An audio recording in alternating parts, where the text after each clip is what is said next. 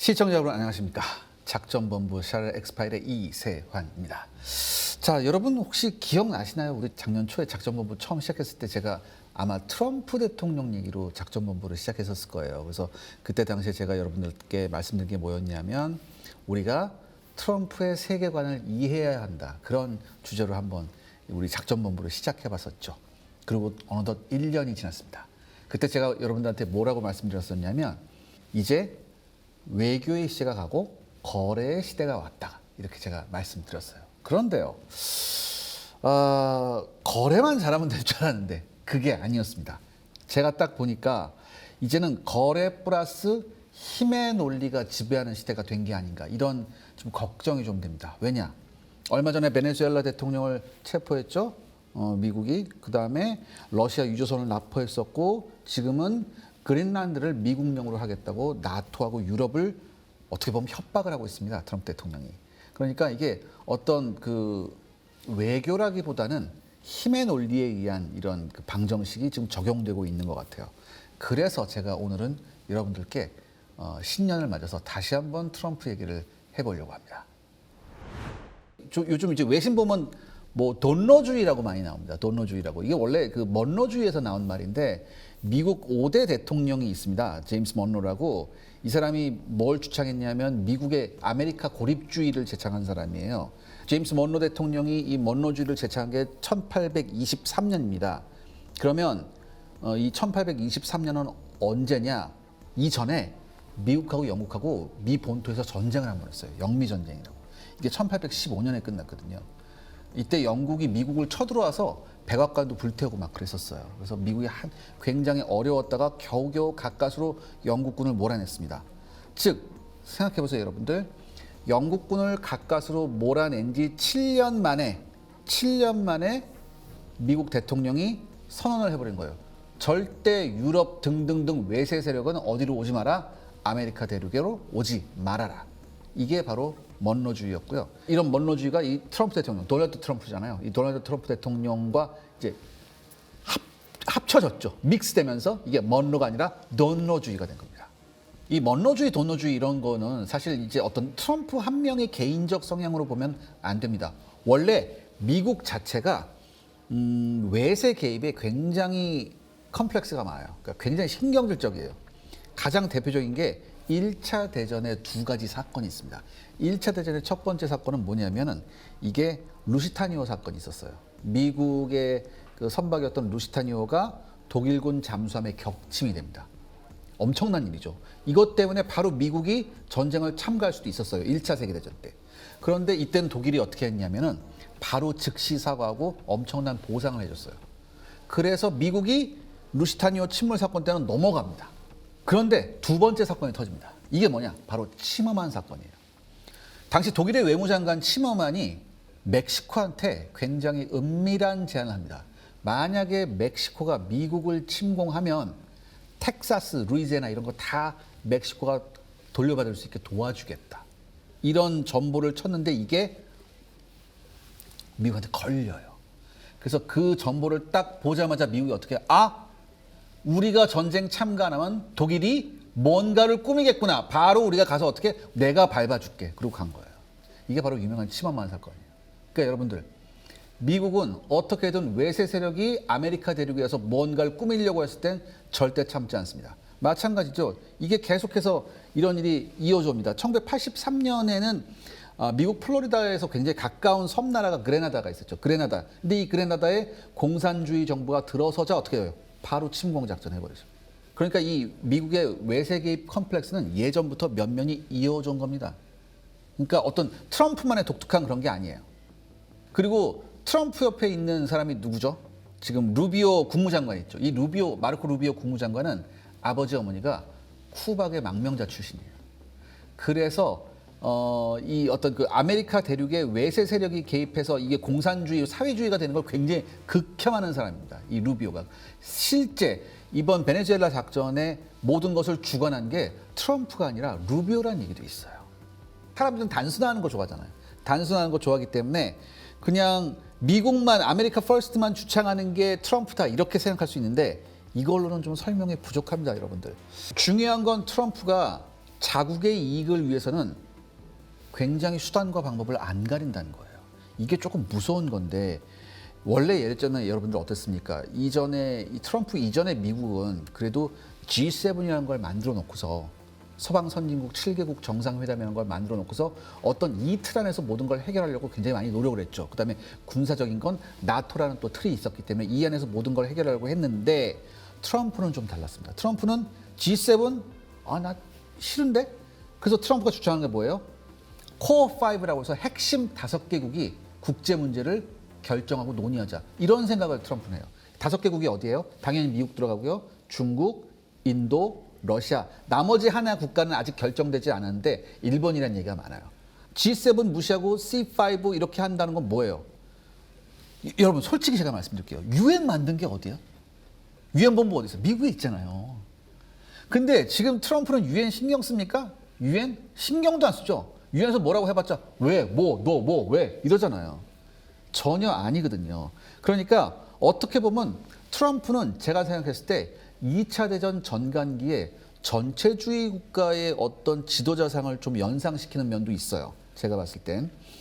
근데 이게 또 그대로 드러나는 게 어디냐면 트럼프는 외국, 즉 아메리카 대륙 이외에서 일어나는 일에 그렇게 크게 관심이 없습니다. 첫 번째, 러시아 우크라이나 전쟁. 트럼프 관심 있어요? 처음에 뭐라고 그랬어요? 내가 대통령 되면 48시간 안에 전쟁 끝낼게. 안 되는 거 알거든. 안 되는 건 아닌데 뭐 적극적으로 나서서 뭐 이렇게 중재 이런 거 같은 아니잖아. 그러니까 러시아가 우크라이나 점령하건 말건 별 큰 그 관심이 없어요. 또 하나 여러분 2025년은 진짜 전란의 해였죠. 곳곳에서 분쟁이 났습니다. 다만 트럼프가 신경 쓰는 거 딱 한 군데였어요. 어디? 이스라엘만 신경 썼죠. 그렇죠? 인도하고 파키스탄하고 붙었어요. 뭐라 그래? 야 너네 계속 싸우면 관세 매길까? 이거 한마디 했죠. 그러니까 끝. 그다음에 태국하고 캄보디아 붙었는데 태국이 일방적으로 캄보디아 물론 캄보디아 맞아 쌉니다. 맞아 싸요. 많이 맞아야 돼. 많이 맞아요. 그럼에도 불구하고 이게 자칫 어느 한 군데서 일어난 분쟁이 전체적으로 퍼질 수도 있잖아요. 그럼 거기에 대한 관리는 해야 되거든요. 근데 그 관리했어요? 여기서 똑같이 관세 때릴까? 별 관심이 없단 말이에요. 그러니까 이 트럼프는 지금 아메리카 이외의 지역에서 일어난 일에 크게 관심이 없어요. 단 아메리카 내부 자기 앞마당 안에서 일어나는 일에는 엄청나게 신경질적으로 반응합니다. 그 대표적인 사례가 뭐예요? 바로 베네수엘라 사태였죠. 마두로 대통령 체포 사건이었는데 중요한 건 여러분들 이 트럼프 대통령의 이 지지율이 이 베네수엘라 사태 이후에 3~4% 오릅니다. 올랐고 이게 사실 여러분들 국제법상 문제가 많다는 얘기가 있었잖아요. 언론에서도 떠들었었고 전 세계에서도 경악을 금치 못했었고 심지어 미국 내부에서도 이런 얘기가 굉장히 많았습니다. 굉장히 재미있는 통계가 있습니다. 미국 국민들한테 이제 설문조사를 했어요. 근데 응답자의 33%가 마두로 체포를 찬성했고요. 응답자의 34%가 마두로 체포를 반대했습니다. 이건 뭐예요? 한마디로 미국 내에서 어느 정도 뭐예요? 찬반이 균형을 이루고 있다는 얘기입니다. 즉 그만큼 트럼프를 지지하는 세력도 만만치 않다는 얘기예요. 그렇다면 여기서 문제는 이거죠. 도대체 왜 미국 내에서 민주주의의 상징이라고 하는 미국 내에서도 이렇게 전체주의적 성향, 어떻게 보면 권위주의적 성향을 가지고 있는 트럼프를 지지하는 사람이 콘크리트처럼 단단할까? 도대체 왜 그럴까? 우리는 이걸 한번 생각을 해봐야 됩니다. 우려스럽게도 여러분들 트럼프가 한번 대통령이 된 다음에 패배하고 다시 대통령이 됐잖아요. 이 과정에서 트럼프가 사용했던 방법이 과거 2차 대전 전간기 시절에 이런 권위주의나 전체주의 국가의 지도자가 썼던 방법이 그대로 쓰였다고 보일 정도로 굉장히 유사한 점이 많다는 게 문제입니다. 트럼프가 권위주의나 전체주의 지도자들이 쓰는 3대 전략을 그대로 써먹습니다. 그게 뭐냐면은 첫 번째 공동의 적을 만드는 겁니다. 두 번째는 민족주의를 앞세우는 거고요. 세 번째는 팽창주의 정책을 하는 거죠. 트럼프는 이 세 가지 방법을 어떻게 썼을까요? 첫 번째 공동의 적을 만들어야 되죠. 어떻게 됩니까? 일단 트럼프는 러스트벨트 지역을 돕니다. 러스트벨트 지역을 돌면서 뭐예요? 우리가 지금 이런 우리 제조업이 붕괴한 이유가 여러분들이 잘못해서가 아니라 누구 때문에 중국의 부상과 함께 우리 미국 동맹국들이 안보를 우리한테 떠맡기면서 지금 걔네들은 꿀을 빨고 있다. 이런 논리를 러스트벨트 지역에서 하면서 이게 제대로 먹힙니다. 러스트벨트 지역에서. 원래 러스트벨트 지역은 전통적으로 민주당 텃밭이었어요. 여기서 트럼프가 뒤집어 엎었다는 거예요. 그러니까 여러분들 트럼프 요번에 대통령 되자마자 어떻게 했어요? 야, 유럽, 나토 일로 와봐. 너는 유럽 국가들 어떻게 해야 돼? 이제부터 우리한테 투자 얼마 안 해주면 관세 100%부터 한번 시작해볼까? 그래서 유럽, EU한테 얼마 뜯어냈어요? 7,500억 달러 들어. 일본한테 얼마 뜯어냈어요? 5천억 달러 들어. 우리나라한테도 3,500억 달러. 두 번째, 여러분들. 미국은 다민족 국가잖아요. 그러니까 민족주의를 할 수가 없습니다. 그러니까 트럼프는 민족주의 대신에 여기서 뭘 갖고 나왔어요? 아메리카 퍼스트. 이걸 들고 나온 거예요. 미국 제일주의. 그러니까 이 미국 제일주의가 나오면서 소외된 미국인들로부터 큰 지지를 얻습니다. 그러니까 한마디로 이거 뭐예요? 민족주의 혈통을 할 수 없으니까 어떻게 해? 이제는 아메리카 퍼스트로 편가르기를 해버린 거죠. 마지막으로 해외 팽창주의. 이번 베네수엘라 사태와 그린란드가 아주 전형적인 그 예를 보여주고 있습니다. 자, 그렇다면 여러분 여기서 이제 얘기를 해야 되죠. 이렇게 자국 우선주의, 미국 우선주의, 그 다음에 돈노주의를 주창하는 이 트럼프 시대 때 우리는 과연 어떻게 살아가야 되는가? 바로 이 문제점을 우리가 지금부터 얘기해 봐야 합니다. 그런데 여러분들, 제가 여기서 굉장히 중요한 말씀 하나 드리겠습니다. 트럼프 대통령의 등장으로 이렇게 국제 질서가 지금 혼란에 빠졌잖아요. 혼란에 빠졌는데 이런 국제 질서의 혼란이 지금 오히려 우리나라한테는 기회가 되고 있습니다. 어디엔가 어둠이 있으면 어디엔가 빛이 있죠. 우린 그 빛 쪽에 있는 거예요. 제가 생각하기엔 그렇습니다. 왜 그런지 지금부터 한번 살펴봐야겠습니다. 한마디로 트럼프 대통령이 이런 독단적인 이런 행동은 많은 동맹국들한테 공통된 질문을 던지고 있습니다. 과연 미국 없이도 버틸 수 있는가? 이런 질문을 던지고 있죠. 그래서 지금은 미국의 동맹국들조차 각자 도생의 길로 나아가고 있습니다. 보통 여러분들 미국을 역사가들은 굉장히 우아한 말로 좀 포장하기 좋아합니다. 미국을 뭐라고 포장하냐면 역사상 가장 온화한 패권국이라고 포장을 했어요. 왜냐? 미국이 그 2차 대전 이후에 미국이 우뚝 섰을 이유는 뭐냐면은 뭐 그 어마어마한 경제력 생산력도 있지만 중요한 건 저는 이거라고 생각합니다. 2차 대전 이후에 미국은 민주주의라는 가장 세련된 이런 패러다임을 가지고 세상을 대했어요. 그렇기 때문에 온화한 패권국이라는 아주 우아한 말을 들으면서 세계 질서를 유지할 수 있었죠. 그렇죠? 자, 근데 문제는 트럼프 시대의 이유입니다. 세상이 달라지고 있죠. 과거 미국이 만들었던 룰을 스스로 깨고 있죠. 미국이 패권국, 예전에는 냉전 시대 때 미국이 패권국이 되면서 미국이 굉장히 많은 국제기구를 만들었어요. 뭐 WHO, 뭐 UN, 뭐 이런 거 하면서 야, 이런 국제기구가 있어야지 우리가 이렇게 얘기하면서 대화를 풀 수 있지 않니? 이렇게 하는 거죠. 그런데 지금 트럼프는 다르죠. 심지어 미국이 주도해서 만든 66개의 국제기구에서 탈퇴를 해버려요. 지금. 그러니까 동맹을 만들어서 미국이 새로 만든 그런 규칙을 지금 스스로 걷어차버리고 있습니다. 트럼프가. 여러분, 트럼프가 그린란드 간다고 했을 때 나토가 이랬잖아요. 그러고서 나토가 우리도 즉시 지금 그린란드에 병력을 파견, 몇 명 왔어요? 뭐 이렇게 뭐 쫄래쫄래 뭐 보이스카우트 같은 애들 와가지고 이러고, 이게 국제 현실이에요. 사실 이게 국제 현실입니다. 미군조차도 지금 트럼프의 저 명령에 쩔쩔맸어요. 그래서 미군은 어떻게 했어? 갑자기 시리아에 IS 폭격했죠. 갑자기 야, 여러분 IS 없어 이제. 왜 사방에서 다 두드러 패서 없어요. 근데 뭐 있는 것 같지도 않은데 야 IS 같아. 그래서 가서 두드러 팼다니까. 그러니까 지금 미국도 쩔쩔매고 있어요. 더군다나 여러분들 중요한 게 뭐냐면 작년 12월에 이제 그 도하 포럼이라는 게 있었어요. 카타르 도하 포럼이 있었는데 거기에 이제 트럼프 아들이 왔었어요. 트럼프 주니어가 왔었어. 그래서 이제 당연히 트럼프 주니어가 오니까 뭐 시선이 집중됐을 거 아니에요. 그래서 외신 기자들이 물어봤다고. 너네 아버지 왜 그러냐? 솔직히 말해서. 야, 너네 아버지 왜 그러냐? 물어봤어. 이 사람 뭐라고 그랬는지 알아?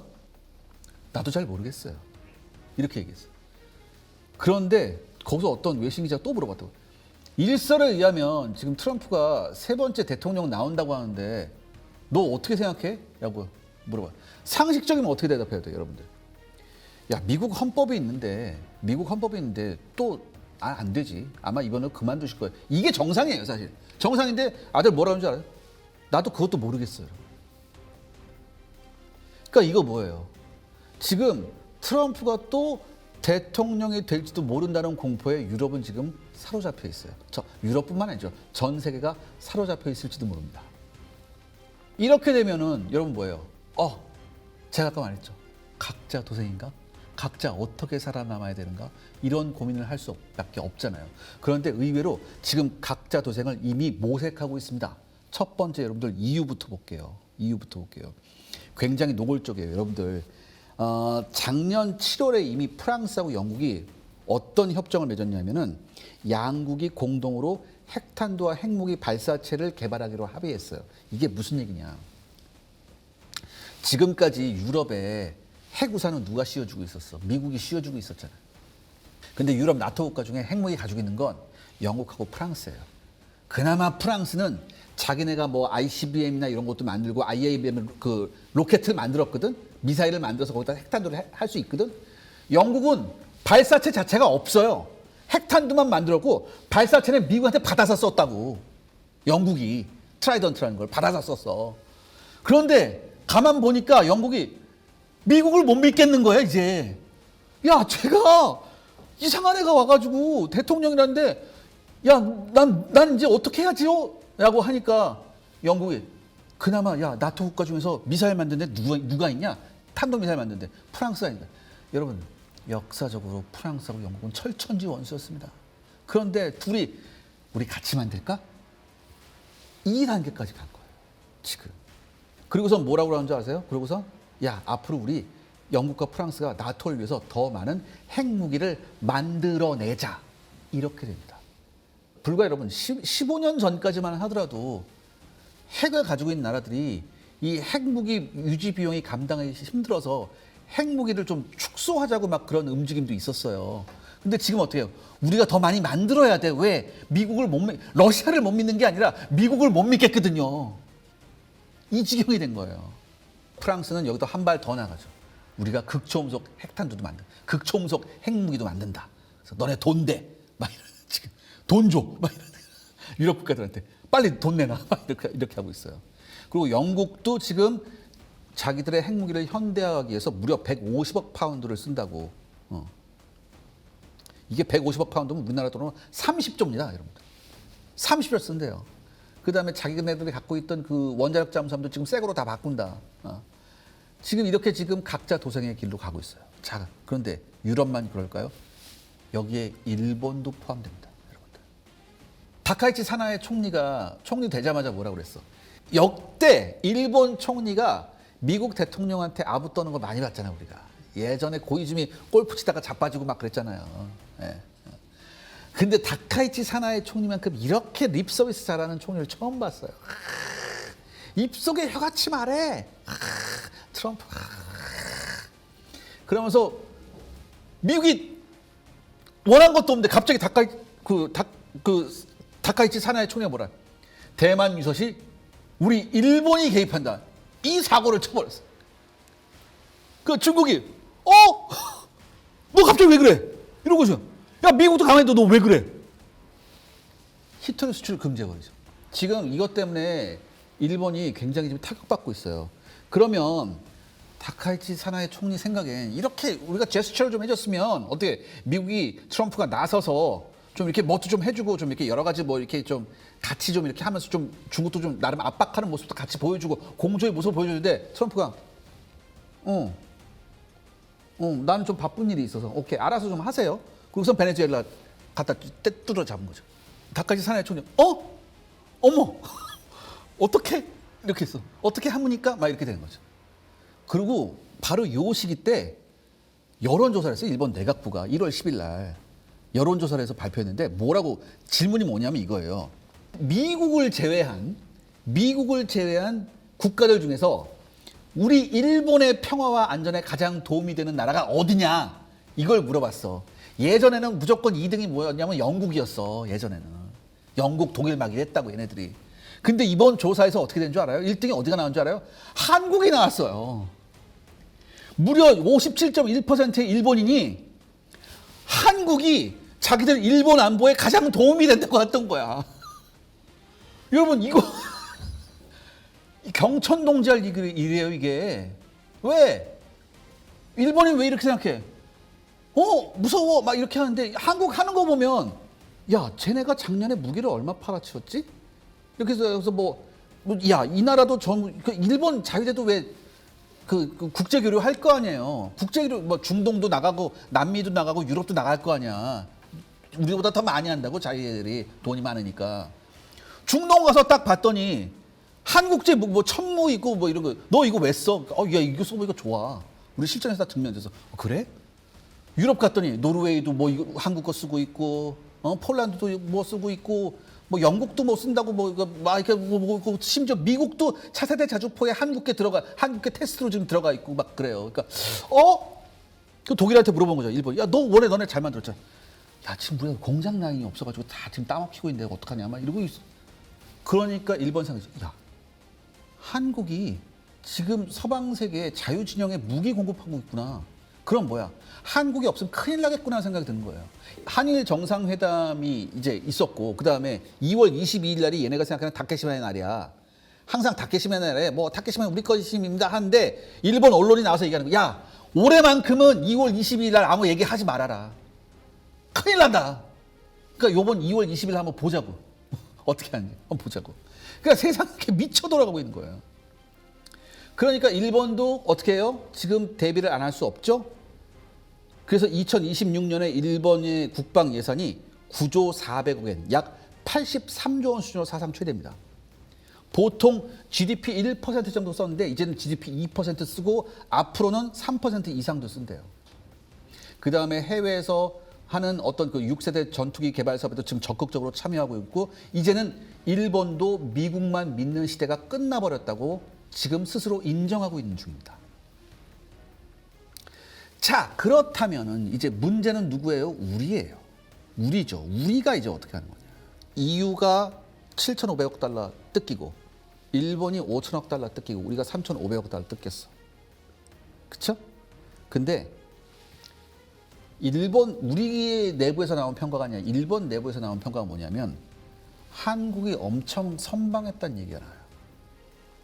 그러니까 5천 대 3,500억이니까 선방이야? 야, 일본은 인구가 1억이 넘고 그런데 1억이 넘는데 너는 인구가 5천만인데 3,500은 굉장히 많이 뜯긴 거 아니야? 이렇게 아니야. 왜냐하면 일본과 달리 우리는 이 3,500억을 어떻게 이 투자처를 우리 한국이 결정할 수 있게 했어요.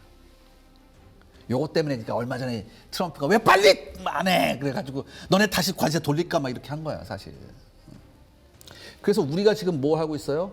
미국의 마스카 프로젝트에 먼저 한다고 지금 얘기했죠. 마스카 한마디로 Make American Shipbuilding Great Again. 미국의 조선업을 살린다. 이렇게 들어가면서 조선업을 살리면서 뭐예요? 미국의 해군력을 재건해주겠다. 제가 말씀드렸죠 예전에. 이 마스카 프로젝트가 굉장히 중요하다고. 왜 중요하냐? 미국의 조선업은 대부분이 민간 조선이 아니라 이게 군용 함정이에요. 마스카 프로젝트에 우리가 제대로 들어가서 제대로 우리가 자리 잡으면 어떤 결과가 생기느냐?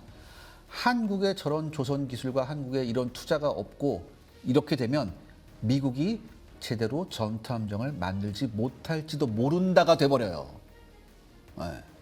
왜? 미국은 해양색으로 전 세계 패권을 잡는 나라인데 거기에 핵심이 한국이 돼버리면 어떻게 되겠어요? 굉장히 신의 한 수예요. 또 하나, 에이펙 정상회담을 제가 여기서 안 할 수 없습니다. 사실. 아까 제가 뭐 다카이치 사나이 총리 얘기했었는데 저도 깜짝 놀란 게 미국 코미디언들이 나서서 야 거기서 왜 그 왕관을 왜 줘? 금으로 된 거? 그거 왜 줘? 봤어요 그거? 와 트럼프 바로 이게 내가 원하던 거야. 쓰려고 하잖아요. 막, 가까, 그러시면 안 됩니다. 야, 여기 쓰면 안 될까?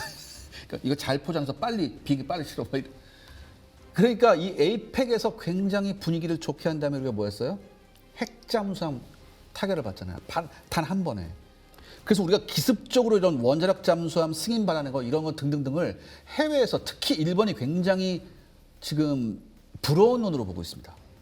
그리고 우리가 3,500억 달러 투자하는 것도 상당 부분이 지금 우리가 어느 쪽으로 생각하고 있냐면 이제 무기 도입 쪽으로 굉장히 많이 하고 있어요. 사실 우리가 지금 도입이 시급한 무기 시스템이 많아요. 그래서 이거를 투자금 명목으로 해서 지금 우리가 필요한 걸 알토란 같이 빼내기 위한 여러 가지 작업을 하고 있습니다. 이제 지금 이게 약간 더뎠기 때문에 트럼프가 왜 빨리 돈 안 내나 이렇게 해서 지금 다시 뭐 관세 어쩌고저쩌고 한다는데 이거는 실무적인 선에서 금방 처리될 문제예요. 사실 제가 봤을 때. 그리고 여러분 중요한 게 있습니다. 지금 미국이 해외에 가지고 있는 군사 기지 중에 가장 큰 게 우리나라에 있는 평택 기지예요. 험프리스 기지예요. 그러니까 뭐예요, 이건 여러분들. 대중국 압박의 가장 최전선에 한국이 있는 거예요. 그러니까 절대 미국은 트럼프가 왔든 뭐가 왔든 하라비가 왔든 한국을 무시를 못해요. 다만 워낙 트럼프라는 인물이 예측 불가하기 때문에 우리가 거기에 대해서 유연하게 대처할 필요가 있다는 거죠. 세계가 미쳐 돌아가고 있습니다, 여러분들.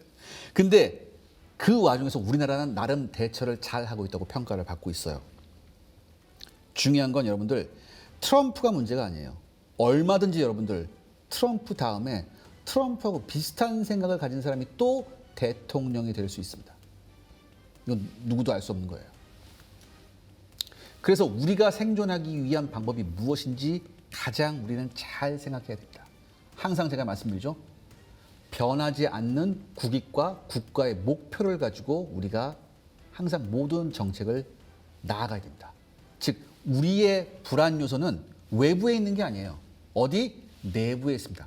우리 사회적, 정치적 분열이 우리의 유일한 불안 요소일 뿐이에요. 우리가 이것만 극복하면 외부에서 그 어떤 위험이 닥쳐온다 하더라도 우리는 우리 국익을 지키면서 굉장히 잘 나갈 수 있습니다. 여러분들, 국제 정치는요, 역사적으로 봤을 때 항상 배신을 일삼았습니다. 그렇기 때문에 우린 이것만 바라봐서는 안 돼요. 우리 내부의 단속, 우리 내부의 결속이 무엇보다도 중요합니다. 자, 오늘 샤르의 엑스파일은 여기까지입니다. 다음 시간에 좀 더 재미있는 아이템으로 돌아오겠습니다. 감사합니다.